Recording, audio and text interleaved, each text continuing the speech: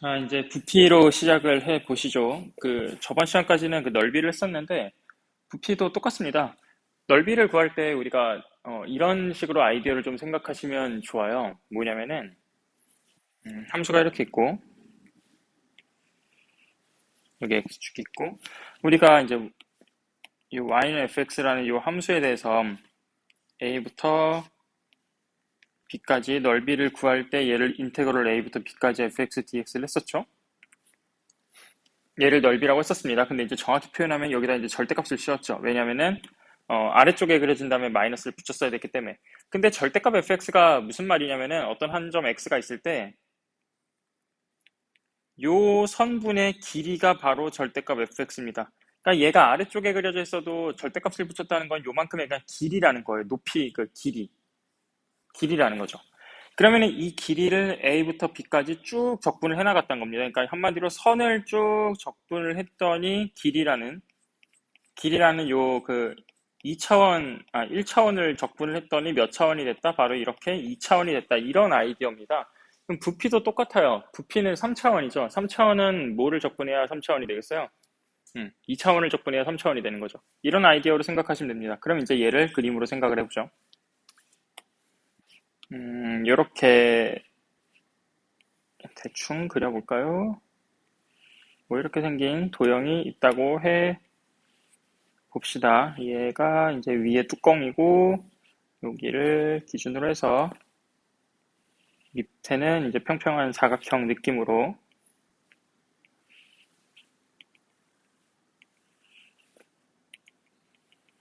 자, 이런 도형이 있다고 해봅시다. 이 도형의 부피를 구하고 싶은데 걔는 어떻게 하면 되냐? 한 단면적, 그러니까 2차원이니까 단면적이 필요한 거죠. 요 단면적을 이렇게 잘라가지고 나오는 단면적을 잘라서 나오는 요 단면, 이거의 넓이를 어떻게 하면 된다? 얘를 이제 x라고 하면은 여기가 만약에 x가 a부터 b까지라고 했을 때, 자, 이 단면적을 어떻게 하면 된다? 적분을 하게 되면은 도형의 부피가 나오게 된다. 이 아이디어를 그대로 쓸 겁니다. 그래서 좀 직관적이긴 하지만 이게 너무 이거를 남발하면은 오개념이 생길 수 있어서 좀 주의를 하시긴 해야 돼요. 하지만 이 정도로 생각하면 됩니다. 넓이를 구할 때는 선을 이렇게 쭉쭉쭉쭉 쌓아가지고 만든 것들이 바로 넓이가 되는 거고, 그냥 부피는 요 면을 쌓아가지고 만든 게 부피가 된다라고 생각을 하시면 되겠습니다. 그래서 문제 한번 풀어보시죠. 오른쪽 그림과 같이 반지름의 길이가 2인 원의 한 지름인 선분 AB의 수직인 현을 한 변으로 하는 정사각형. 자, 말이 어려워요. 그냥 그림으로 봅시다. 이렇게 반구가 있어요. 반구가 있고, 이 밑면에 이제 AB랑 수직이게 이렇게 자릅니다. 그럼 이제 얘가 길이가 하나가 나오겠죠. 그럼 여기 밑변을 그 한 변으로 하는 정사각형을 그려요. 정사각형을 그립니다. 그럼 그 정사각형이 만드는 도형이 이제 요 도형이 나오는 거죠. 이 입체 도형의 부피를 구하시오라고 하는 건데, 그러면은 이것만 생각하시면 돼요. 우리가 부피를 할 때는 단면적을 적분한다라는 겁니다. 그러면은 그 단면적은 뭐냐? 임의의 x에 대해서 단면적을 적분하면 된다라는 건데, 우리가 여기서 a부터 이제 b까지 쭉 갈 거란 말이죠. 그런데 굳이 우리가 그럴 필요가 없이 반토막을 내서 여기부터 시작해서 b까지 가는 요거를 몇 배를 하면 됩니까? 곱하기 두 배를 하면 되죠. 왜냐면 이쪽도 똑같은 도형이 생길 거니까. 그럼 우리가 어떻게 세팅을 할 거냐? 여기를 0이라고 두고 여기를 2라고 두겠습니다. 좌표로 나타났을 때. 그 다음에 이만큼의 길이가 뭐가 될까요? 얘는 원의 반지름이니까 똑같이 2가 되겠죠. 그 다음에 x라는 거를 여기서 출발해서 이쪽으로 진행이 되게 할 겁니다. 그래서 얘가 바로 길이가 x가 되는 거죠. 근데 우리가 이 단면적은 얘가 정사각형이란 말이죠. 이 정사각형이 한 변은 얘의 두 배인 거죠. 자, 얘는 루트 4 마이너스 x 제곱입니다. 그럼 그거의 두 배가 바로 정사각형의 한 변이 될 거예요. 그러니까 2 루트 4 빼기 x제곱. 한 변은 2 루트 4 빼기 x제곱이에요. 그러면 얘를 제곱한 게 바로 단면적의 넓이가 되는 거죠. 요만큼의 넓이. 걔는 뭐가 됩니까? 4 곱하기 4 빼기 x제곱이니까 16 빼기 4x제곱이에요. 이 16 빼기 4x제곱을 어떻게 해라? 0부터 2까지 적분한 거. 0부터 2까지 16 빼기 4x제곱을 적분한 거에 몇 배? 2배. 왜냐면 우리는 오른쪽, 왼쪽으로 만들 거니까. 그래서 얘 적분하시면은 32 빼기 8x제곱을 인테그럴 0부터 2까지 dx 계산해 주시면 되겠습니다. 어렵지 않겠죠? 그쵸? 64에서 3분의 64 빼면 되니까 3분의 128 해주시면 되겠습니다. 넘어갑시다.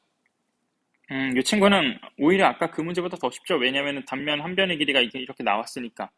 그래서 한 변의 길이가 이거니까 정사각형의 넓이는 27 빼기 x일 거고, 얘를 어디서부터 높이가 20cm인 용기를 잘랐다고 했으니까 0부터 20까지 dx 해주시면 되겠다. 넘어갈게요. 요거는 좋은 문제긴 한데 계산 과정에서 반각 공식이 나옵니다. 그래서 얘는 계산은 하지 않고요. 어떻게 하는지만 얘기를 해보죠. PQ를 이은 선분 PQ를 한 변으로 하는 정삼각형이래요. 그러면 선분 PQ가 뭐가 됩니까? 선분 PQ는 2 sin x가 되죠. 그럼 정삼각형은 얘는 넓이가 어떻게 돼요? 4분의 루트 3 PQ의 제곱, 한 변의 길이 제곱, 그러니까 4 sin 제곱 x. 그러니까 얘는 루트 3 sin 제곱 x를 적분해라. 어디서부터 어디까지? 원점에서 파이 0이라고 했으니까 0부터 파이까지 적분하라, 이런 뜻인 거죠. 넘어갈게요. 이거는 계산하지 않고. 자, 속도와 거리가 나왔습니다. 얘가 조금 이게 갑자기 무슨 말이야 싶기도 하겠지만 수트 때 배웠던 얘기랑 그 내용이랑 똑같은 얘기를 하고 있는데요. 교과서나 바이블에 설명하는 건 좀 어려워요. 그래서 우리가 배웠던 내용을 토대로 한번 쉽게 설명을 해봅시다. 먼저 수투에서 적분 문제는 이 위치, 속도, 가속도 적분 문제는 세 가지 유형으로 나온다고 했어요. 속도 함수가 주어져 있을 때, 위치를 묻는 문제, 위치의 변화량을 묻는 문제, 마지막으로 움직인 거리를 묻는 문제, 세 개가 있었습니다. 자, 위치를 묻는 문제는 속도 함수를 그냥 적분해 주시면 된다. 한마디로 속도 함수의 부정적분을 구해주면 된다. 그 다음에 위치의 변화량은요, 정적분을 구해주면 됐습니다. 움직인 거리는 넓이를 구하라 그랬어요. 자, 근데 넓이는 다른 말로 속도 함수의 넓이라는 거는 뭐를 적분하라는 겁니까? 속력의 정적분을 계산하라는 거죠. 왜냐하면 넓이는 절대값을 씌워야 되니까 얘는 속력의 정적분을 계산해주면 된다라는 거랑 같은 말이었습니다. 그래서 우리가 이제 얘를 활용해서 이 친구를 해석을 해볼 건데요. 어떤 라인이 있습니다. 얘가 있고 요 위에 함수가 지나가고 있는데 얘가 ft, gt라고 해보죠. 이 라인을 따라서 어떤 물체가 ft, gt의 그 움직임을 통해서, 얘는 이제 위치 함수입니다. 위치 함수예요. 요걸 이 라인을 통해서 이 함수식을 따라 움직이고 있는 거죠. 그랬을 때 뭐 A에서부터 B까지, T가 A에서부터 출발해서 T는 B까지 이 물체가 움직인 거리를 구하시오라는 겁니다. 물체가 움직인 거리를 구하라는 거는 아까 뭐라 그랬죠? 속도의 넓이를 구하면 됐어요. 근데 속도의 넓이라는 건 다른 말로 뭐냐? 속력의 정적분을 계산하라는 거랑 같은 말인 거죠. 그렇죠. 그럼 속력의 정적분이니까 얘는 어떻게 하면 되냐면은 위치가 f, g예요. 그럼 속도는 뭡니까? f', t, g' t인 거죠. 그러면 속력은 뭐죠? 루트 속도의 크기니까 루트 f', t 제곱 더하기 g' t 제곱이 되는 거죠. 그럼 이거에 적분을 하라는 겁니다. 어디부터 어디까지? a부터 b까지 루트 f'' 제곱 더하기 g' t 제곱의 dt다 라고 해주시면 된다는 겁니다. 그게 바로 어떤 물체가 라인을 따라서 움직이는 거리다. 우리가 지금 수투에서 배웠던 거랑 다를 게 하나도 없어요. 수트에서도 움직인 거리는 속도의 넓이, 한마디로 속력의 정적분을 계산한다 라고 했었었는데 이것도 지금 같은 맥락입니다. 그래서 이제 거기서 응용하면 곡선의 길이를 구할 수가 있는데 곡선이 얘가 y는 fx 또는 혹은 뭐 fx, 어떻게 여기는 어떻게 표현하고 있죠? ft, gt라고 표현하고 있네요. 혹은 x는 ft, y는 gt라는 이런 함수식으로 표현이 되어 있다고 해봅시다. 자, 그럼 이 곡선의 길이는 여기에 물체를 올려놓은 다음에 얘가 함수식을 따라서 쭉 움직인 거리를 계산하면 되는 거잖아요. 그러면 똑같은 거죠. 아까 이렇게 매개변수로 표현이 되어 있다면은 아까 한 것처럼 속력을 구해서 적분하면 되는 거고. 자, 그러면 그 y는 fx라고 써 있다면은, 자, 근데 y는 fx라고 써 있다면은 얘는 함수가 x는 그냥 x로 나오는 거고 y 자리에 fx 이렇게 나오는 거죠. 얘가 이제 위치를 나타내는 좌표가 될 겁니다. 그렇죠? 그럼 얘를 미분하면은 뭐가 됩니까? 1,f'x가 돼요. 그래서 그거를 그대로 쓰시면 됩니다. 얘는 속도가 1,f'x가 된다고요. 그럼 얘는 똑같이 그냥 1 더하기 f'x의 제곱을 어떻게 해주면 된다? 적분을 해주면 된다. 이게 지금 여기서 하고 있는 말입니다. 우리는 지금 같은 얘기를 계속하고 있는 거예요. 수투에서부터. 이렇게 따로따로 수학을 공부하는 게 아니고 수학은 어떻게 하는 거다? 맥락이 있다. 같은 얘기를 계속하는 거다. 조금씩 업그레이드가 되어갈 뿐. 좌표평면 위를 움직이는 점피의 시각 t에서의 위치 xy가 다음과 같을 때 주어진 시간 동안 점피가 움직인 거리를 구하시오. 이거는 그냥 여러분들 쭉 하시면 되겠죠. 그냥 어떻게 하면 된다? 이거 계속 단순 계산입니다. 이 친구 같은 두 친구 마찬가지죠. 움직인 거리를 구하라고 했으니까 밑에 것만 잠깐 얘기를 해보면은 위에 걸 해보죠. 위에 걸 해보면은 x 프라임 한 거, x를 t에 대해서 미분한 거. 그러면 2의 t의 코사인 t 빼기 사인 t겠죠. 얘가 이제 x 프라임이 될 거고. 자, 그 다음 y 프라임은 2의 t의 사인 t 더하기 코사인 t가 될 거고. 자, 이 친구를 제곱한 거에다가 루트를 씌운 게 바로 속력이 되는 거죠. 이 속력을 어떻게 해라? 속력을 0부터 2까지 적분을 해라 라는 겁니다. 그럼 뭐 계산이 간단하죠. 2의 t가 될 거고요. 여기 앞에 뭐가 나오겠습니까? 루트 2가 나오겠네요. 그래서 이거를 dt를 해라. 그러면은 답이 나올 것이다. 혹시 계산이 틀렸다면 알아서 걸러들이시고요. 아이고야, 어디 갔어? 자, 이 친구는 좋은 문제긴 한데 계산도 좀 복잡하기도 하고 반각 공식도 써야 되고 해서 굳이 하지 않겠습니다. 자, 10-3번 하겠습니다. 실수 A에 대해서 좌표평면 위를 움직이는 점 P의 시각 T에서의 위치 XY가 이렇게 나와 있다. 자, 0부터 1까지 움직인 거리가 13이다. 자, 그럼 똑같이 한번 해볼게요. 얘가 위치 함수예요. 우리는 뭘 구해야 된다? 속력을 구해야 돼요. 속도의 넓이니까.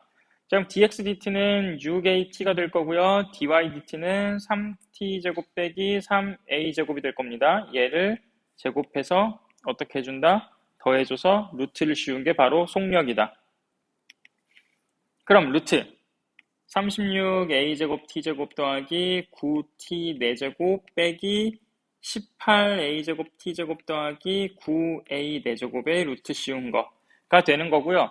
자, 근데 얘는 보니까 9t 4제곱 여기 9t 4제곱 얘네들이 더하면 플러스 18t가 될 거고 플러스 18 그 다음 9a 4제곱 해주니까 얘는 완전 제곱식이죠.